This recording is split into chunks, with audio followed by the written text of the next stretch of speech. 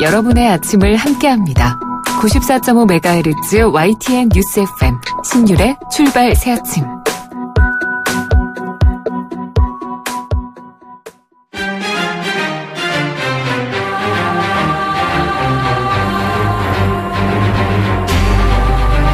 매일 아침을 뉴스로 깨웁니다. 신율의 출발 새아침. 예, 여러분들 설 연휴 잘 보내셨습니까? 지난 설 연휴는 올림픽 덕분에 아주 특별한 것 같습니다. 특히 빙속여제라는 별칭을 듣고 있는 이상화 선수, 어제 올림픽 경기를 훌륭한 모습으로 마치면서 우리 모두한테 감동을 안겨줬습니다. 더군다나 최선을 다했으니까 격려해달라는 이상화 선수의 말이 아마도 전 국민이 가슴에 꽂혔을 겁니다. 피와 땀이 인정받는 승부. 그래서 최선이라는 단어가 더욱 빛나야 하는 존재가 바로 스포츠이기 때문에 이상화 선수의 이 말은 많은 것들을 생각하게 만들었는데요. 이런 부분은 과정보다 결과만을 생각하는 우리 사회에 아주 중요한 외침으로 남을 거라는 생각입니다. 6월 지방선거를 앞둔 설 연휴, 또 이번 설에는 진짜 선거를 앞둔 가장 중요한 밥상머리 민심이 또 상당히 주목할 필요가 있는데요. 과연 이번 설에 어떤 이슈들이 밥상머리에 올랐을까요? 그리고 여야 정치권은 어떤 해석을 하고 있을까요? 잠시 후 1부와 2부에서 집권 여당과 제1야당의 반응 들어보는 시간 마련하고요. 또 오늘 4부에서는 매주 월요일 함께하는 두 분이죠. 데일리안의 이종건 논설실장, 두문정치전략연구소 서양우 소장과 함께 지방선거를 앞둔 설민심 자세히 분석해보는 시간 마련하겠습니다. 정치권 소식도 소식입니다만 이번 설 연휴 가족끼리 모여서 정말 제가 앞서 말씀드린 대로 올림픽 시청한 분들 많으셨을 텐데, 자, 스켈레톤의 윤성빈 선수를 비롯해서 쇼트트랙 최민정 선수가 금메달을 땄죠. 그리고 앞서 말씀드린 대로 빙속여제 이상화 선수 은메달 땄는데요. 오늘 3부에 마련된 평창신 코너에서 자세한 얘기 들어보겠습니다.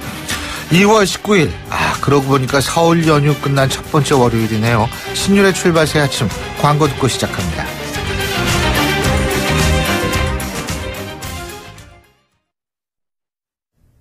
YTN 라디오 신율의 출발 새 아침.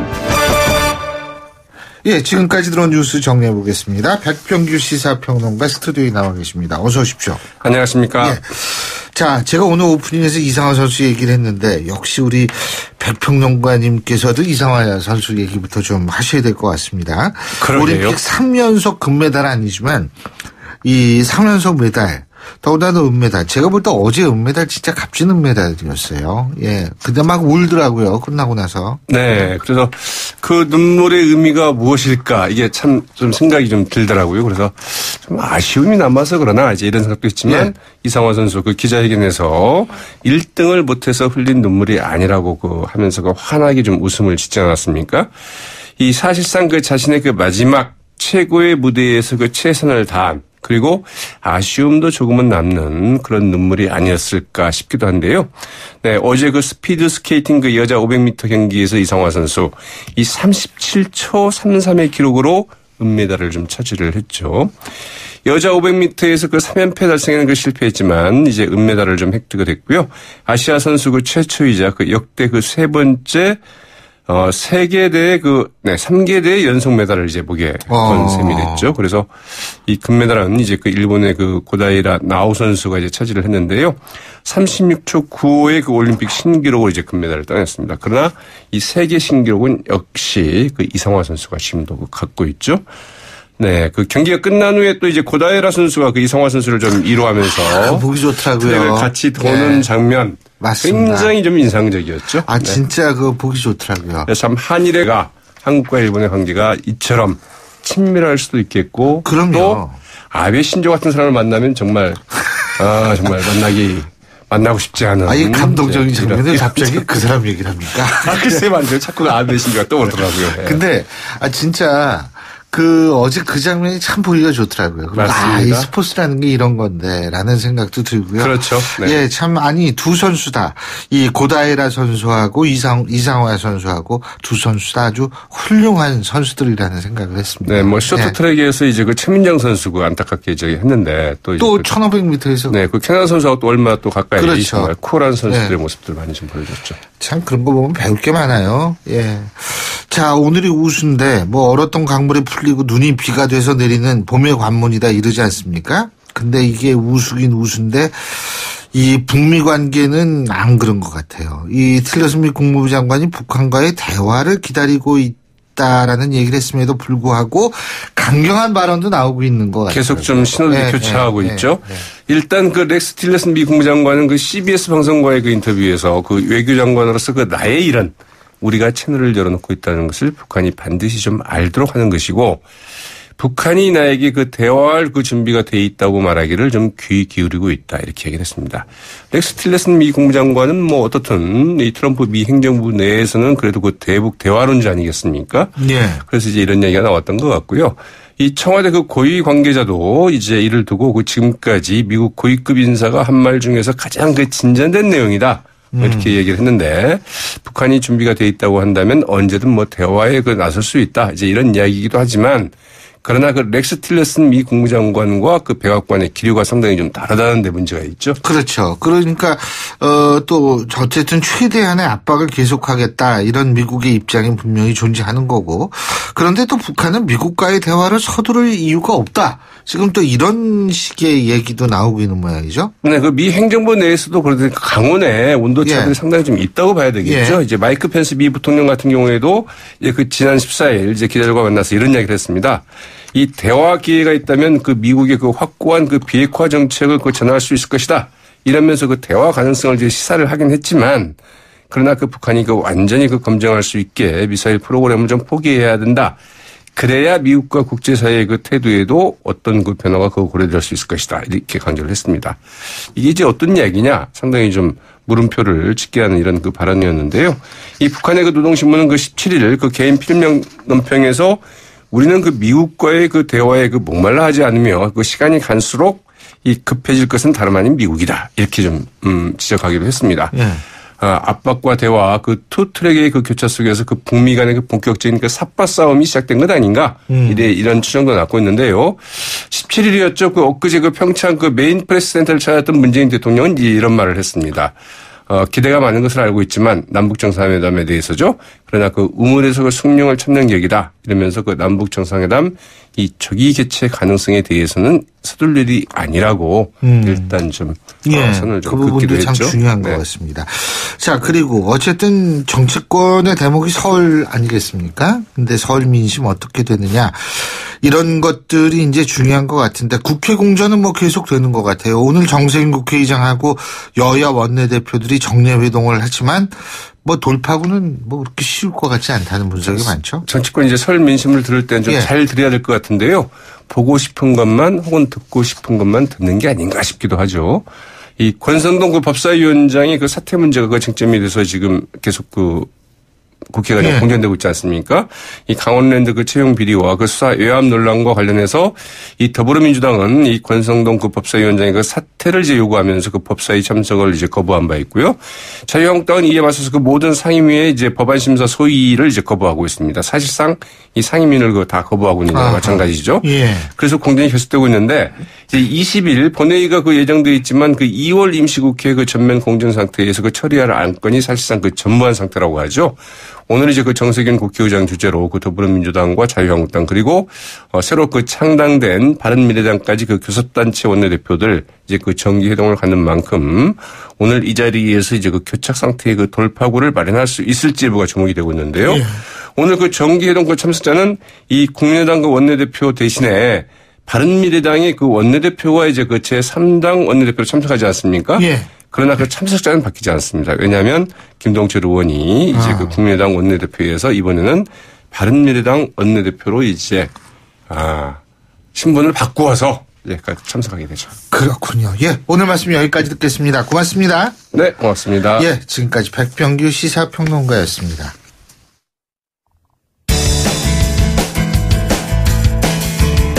여러분은 지금 FM 94.5MHz로 방송되고 있는 신율의 출발 새 아침을 듣고 계십니다. 의견 주실 분은 짧은 문자 50원, 긴 문자 100원의 이용료가 드는 휴대전화 문자메시지 우물정 0945번으로 의견 남기실 수 있습니다.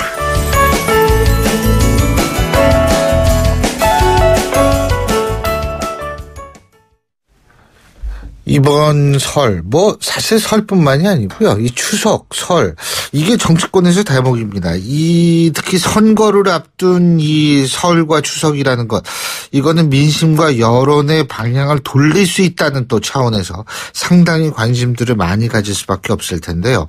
자, 이번 설, 특히 6월 지방선거, 앞서도 말씀드렸지만 앞두고 있기 때문에 상당히 아마 정치권들도 열심히 뛰었을 겁니다.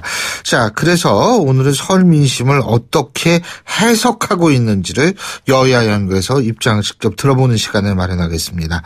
먼저 집권 여당부터 얘기를 들어보죠. 서울시당 위원장을 맡고 있는 더불어민주당 안규백 최고위원 전화 연결합니다. 안 의원님 안녕하십니까? 네, 교수님 안녕하세요. 안규백입니다.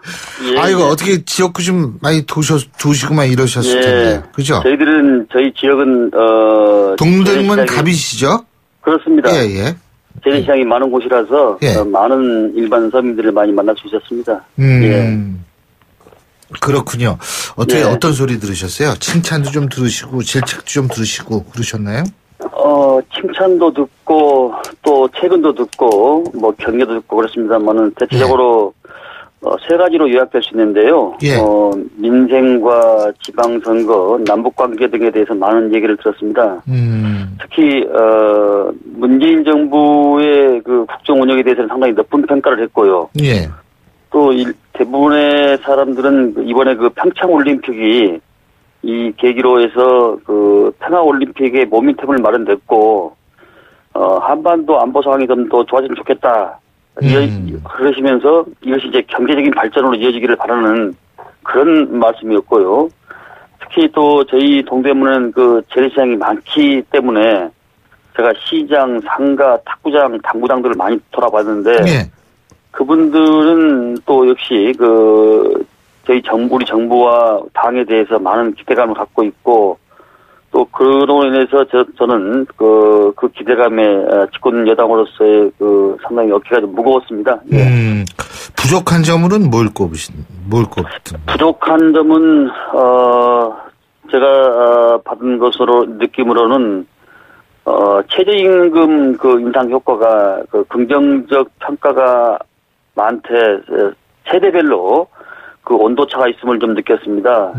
그런데 20대, 30대, 40대는 상당히 높은 반면에 60대 정도에서는 그 이상에서는 시간차를 줬으면 좋겠다 이런 신중론을 보고 계셨거든요. 예. 근데 이 일자리라는 게 금방 생겼다 없어지는 것이 아니기 때문에 저희들로서도 일자리 창출의 최우선 과제로 삼고 또 이런 부분도 최저 인상 이런 부분도 정부와 긴밀히 협력을 해서 최선을 다할 그럴 생각을 가지고 있습니다. 예.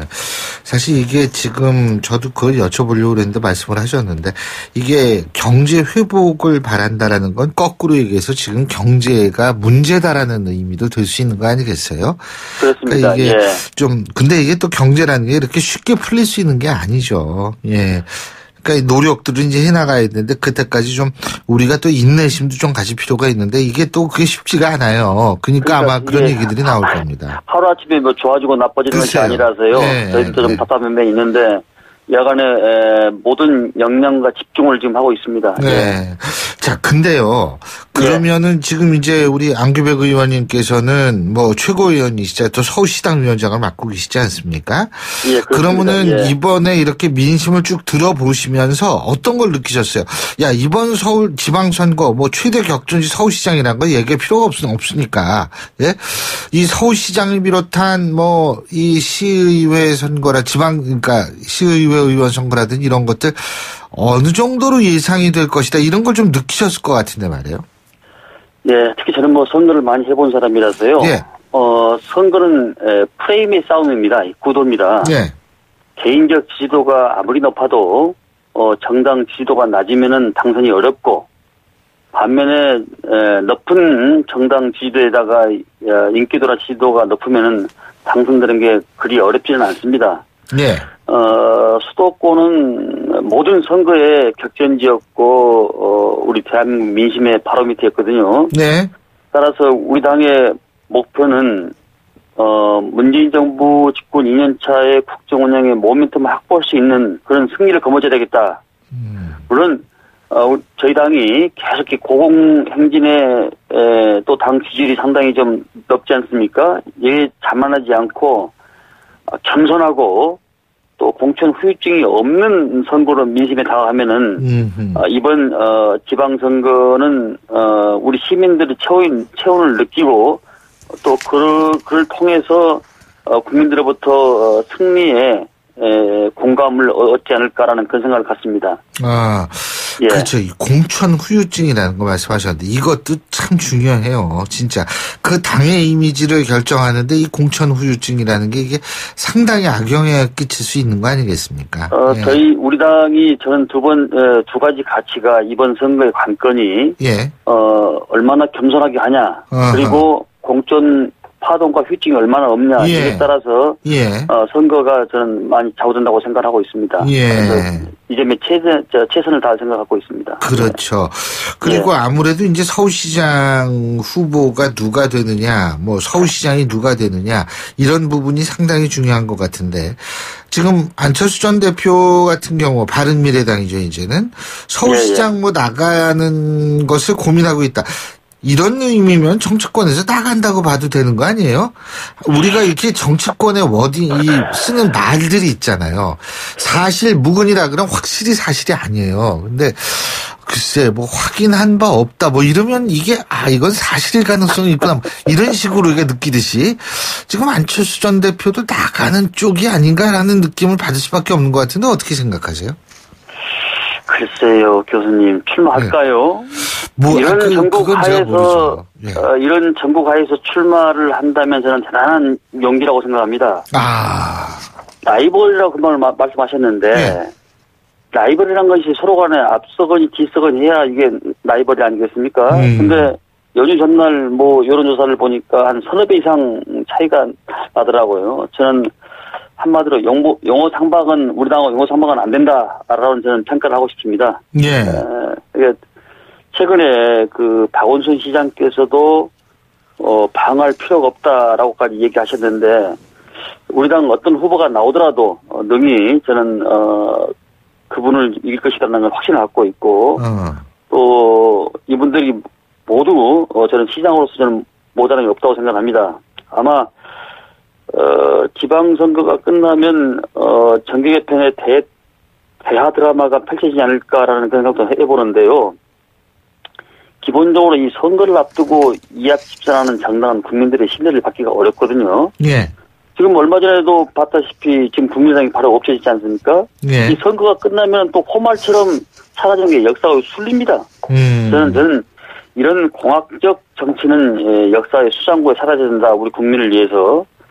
저는 그렇게 생각을 합니다. 근데 일각에서는 이런 얘기가 있더라고요. 뭐냐면 예를 들면 바른미래당에서 누가 나오든 간에 나와가지고 2등을 했을 경우에요. 예를 들면 그러면은 상당히 그 신생정당으로서의 정치적 입지를 확고하게 다질 수 있는 계기가 되기 때문에 그런 부분도 바른미래당의 입장에서 볼 땐 생각하지 않을 수 없다. 아마 이런 그 측면도 생각을 할 겁니다. 이게 15%를 받아야 선거 보전 100%를 받는데 지금 서울시장 선거가 35인가 아마 이 정도 선거입니다. 저 법정 선거비요. 법정 선거비가. 근데 15%를 받을 정당이 그렇게 많지는 않습니다. 또 후보가 별로 보이지 않습니다. 그렇기 때문에 그분들도 그 경제적 이익 관계를 생각하지 않을 수 없을 겁니다. 선거에서 2등이라는 것은 별 의미가 없지 않습니까? 그리고 지금 안규백 의원님께서 정치 개편의 대하 드라마가 쓰여질 것 같다. 선거 직후에 이런 말씀하셨는데. 정계 개편의 대하 드라마가 될지 모르겠다. 근데 그게 어떤 의미예요? 예를 들면은 어떤 대하 드라마일까요?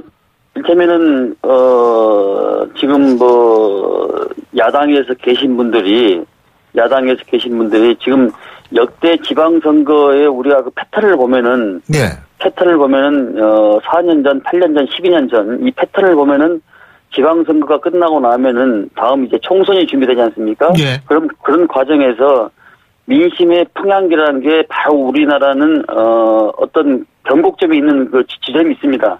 그 지점이 바로 지방선거이기 때문에 그 지방선거에서 합리적 생각을 가지고 계신 분들이 이제 그 당을 이렇게 바꾸는 옮기는 이런 계기를 저는 말씀을 드리는 겁니다. 예. 그러니까 끝나면 어쨌든 정계 개편이라는 게 이제 다시 이합 집산이 이루어질 수 있다 이 말씀이시군요. 인적 그렇습니다. 차원의 이합 집산. 예. 그러고 참 그 더불어민주당 내에선 서울시장 나가시는 분이 많은 것 같더라고요. 박원순 네. 서울시장도 있고 뭐 박영선 의원, 민병두 의원, 우상호 의원, 전현희 의원 그리고 뭐 정봉주 전 의원도 예의가 나오고 있고 이런 예, 모양이에요. 그렇습니다. 예. 저희 당에는 자산이 많지요. 예. 교통 정리가 근데도 필요할 것 같습니다.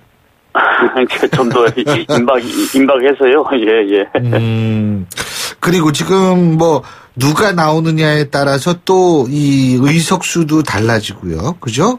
그렇습니다. 그리고 예. 이제 재보궐선거의 크기도 더 늘어나고 이렇게 되는 거 아니겠습니까? 그렇죠?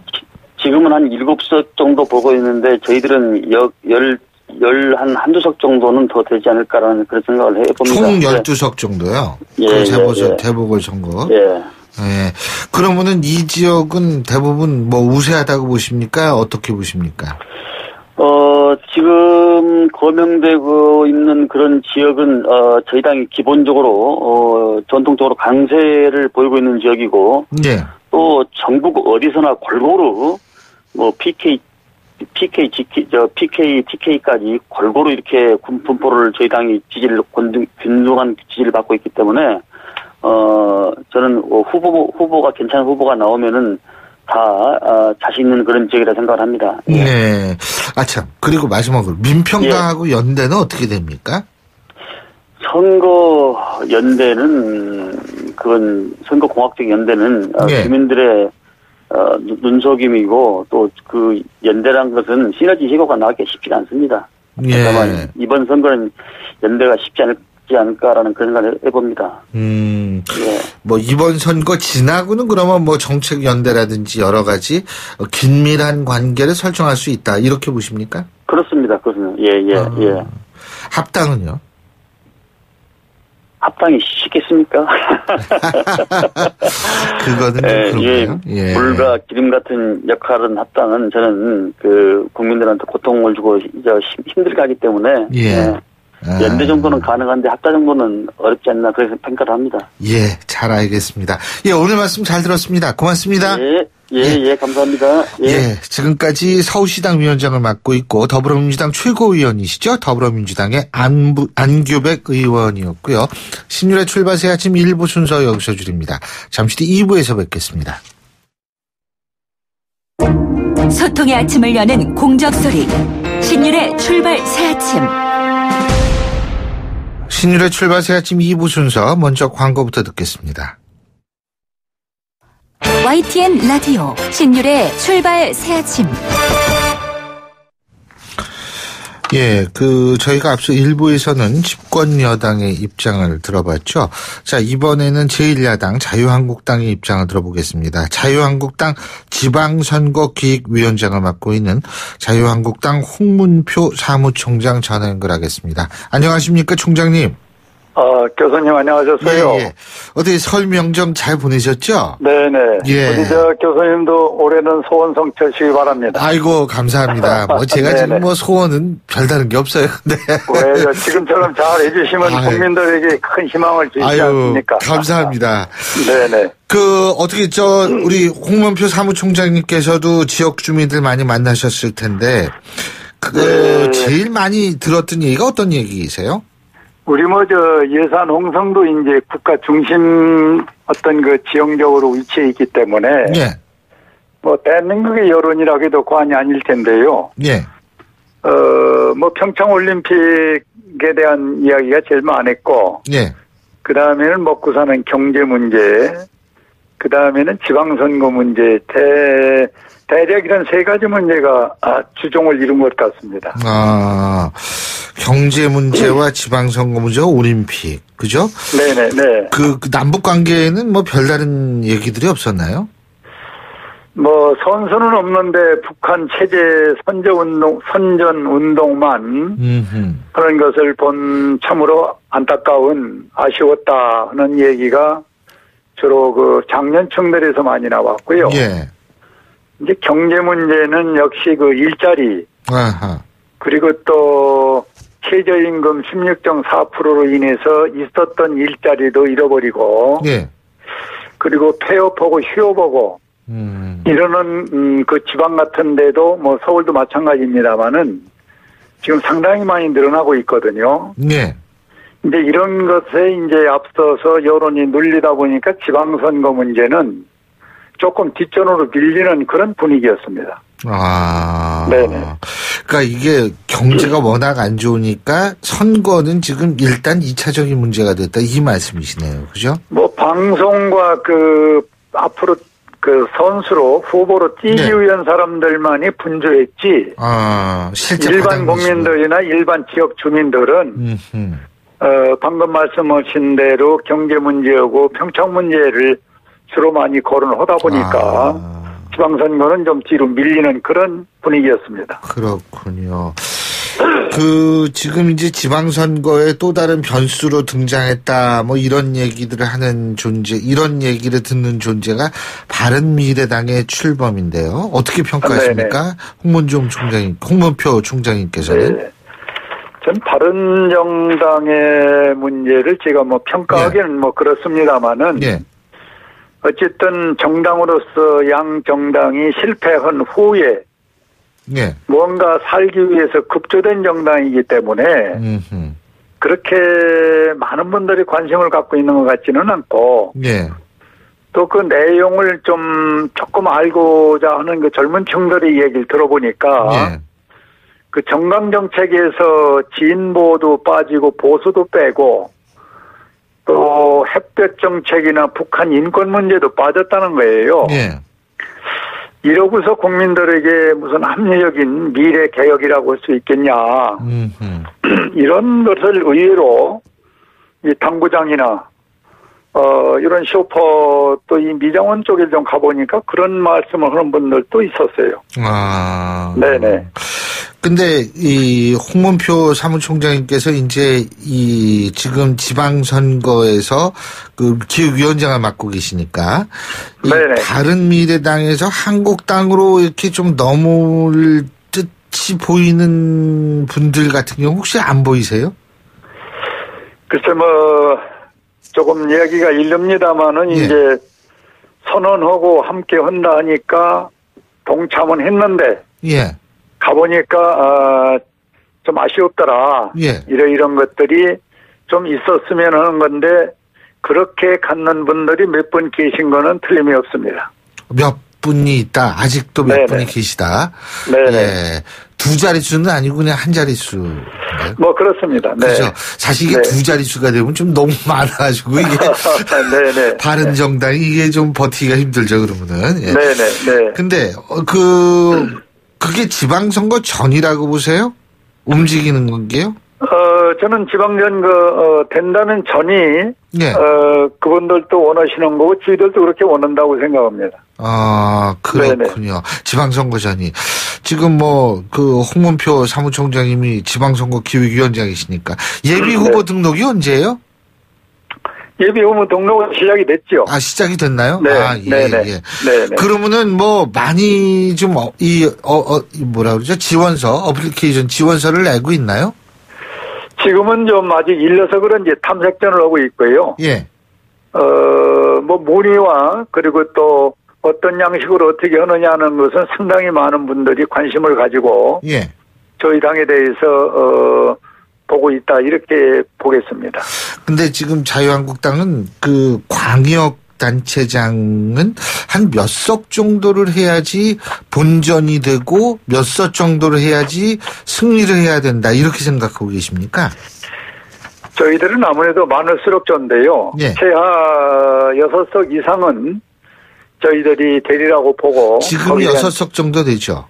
네, 준비를 하고 있습니다.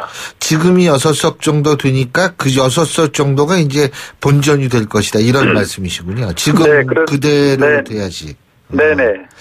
근데 지금 TK 지역 같은 경우에 유승민 바른미래당의 유승민 대표가 TK 지역 사람 아닙니까? 그죠? 네네. 근데 TK는 또 뭐 자유한국당의 또 가장 중요한 근거지도 될 수 있다. 이런 측면인데 여기가 어떻게 돌아갈 거라고 보십니까? 홍문표 사무총장님께서는? 글쎄, 제가 이 정당 관계를 아침부터 비판하고 싶진 않은데요. 이 바른미래당의 예. 그 가치성이나 지금의 그 규모로 봐서 예. 저희 116석이 있는 저희 정통 한국당과 이 비교 자체가 예. 저는 그렇게 옳다고 생각지 않고 있고요. 네. 연대도 생각을 안 하세요? 만일 뭐 다른 지역이라도. 연대라는 것은 지금 정당에 저희들이 그래도 116석까지는 정당이 연대를 지금 생각한다는 건 말도 안 되고요. 아하. 예. 네, 이제 때에 따라서 뭐 그 작은 정당들이 살기 위해서 큰 당과 또는 뭐 집권당을 견제하기 위해서 뭐 어떤 안을 내놓을 수는 있겠지만은 저희들이 먼저 연대를 꺼내는 일은 없을 것입니다. 아니, 그리고 홍준표 네. 대표는 이번에 어떤 역할을 해야 된다고 보세요? 지방선거에서 직접 뛰어야 된다고 보십니까? 첫째, 홍 대표는 전국을 선거에 뛰는 모습이 보여줘야 되고요. 예. 두 번째는 본인이 영입위원장을 맡았습니다. 그래서 지금 전국적으로 나름대로 그 소위 정책 투어라고 그래서 벌써 지금 한 2주째 지역을 좀 순회하고 계시거든요. 예.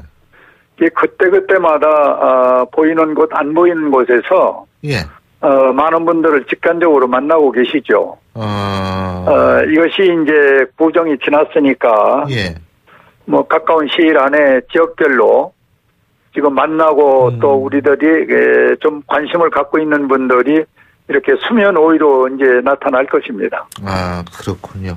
네네. 그리고 요건 조금 다른 얘기인데요. 요것도 어제 뭐 계속 인터넷에 많이 올라와서 그냥 좀 여쭤보는데. 네. 이 대통령 전용기 도입 필요성 얘기가 다시 나오고 있습니다. 예? 네네. 이 필요하다. 뭐 우리나라 정도의 경제 규모의 전세기 가지고서 빌린 비행기 가지고 맨날 왔다 갔다 하는 것보다는 그냥 대통령 전용기가 하나 있어야 된다. 뭐 이런 주장도 있는 모양인데 어떻게 보십니까? 글쎄 뭐 북한의 요번에 평창에 퍼주는 걸 보면은 예. 전용기 하나 정도는 우리도 갖고 있는 것이 좋겠다는 생각도 갖는데요. 그보다 먼저 우리 자국민 대한민국 국민들이 지금 경제적으로 얼마나 어렵습니까? 이 시기에 전용기 타령을 한다는 것은 경제 국민에 대한 생각은 전혀 없이 그저 대통령 입에 맞추는 얘기를 몇몇 분들이 전 꺼낸 얘기라고 보고 전용기를 지금 이 시기에 해서는 안 된다. 그것은 국민 정서도 안 맞고 또 지금 뭐 전세기를 탄다고 그래서 해외 그 활동이나 또 대외적인 활동이 못 오는 것도 아니지 않습니까? 예. 그런데 꼭 그 돈 많은 것을 들여서 전세기를 하겠다는 지금 이 시기는 국민들의 노여움만 살 뿐이다 하는 생각을 전 갖습니다. 아, 그렇군요. 아니, 뭐, 근데 뭐, 계약이 끝나니까 아마 그 얘기가 나오는 모양이에요. 대한항공하고 계약이 이제 전세기 계약이 끝나가지고 이거를 다시 갱신을 해야 되기 때문에 그래서 이제 이 얘기가 나오는 모양이라서 제가 여쭤본 건데. 예, 잘 알겠습니다. 어쨌든 이제 선거 이제 본격적으로 들어가시겠어요? 또 바쁘시겠습니다. 예, 오늘 말씀 잘 들었습니다. 고맙습니다. 네, 감사합니다. 예, 지금까지 자유한국당 홍문표 사무총장이었습니다. 신준의 출발 새 아침 2부 순서 여기서 줄이고요. 전 뉴스 들으신 이후 8시 10분 3부에서 뵙겠습니다.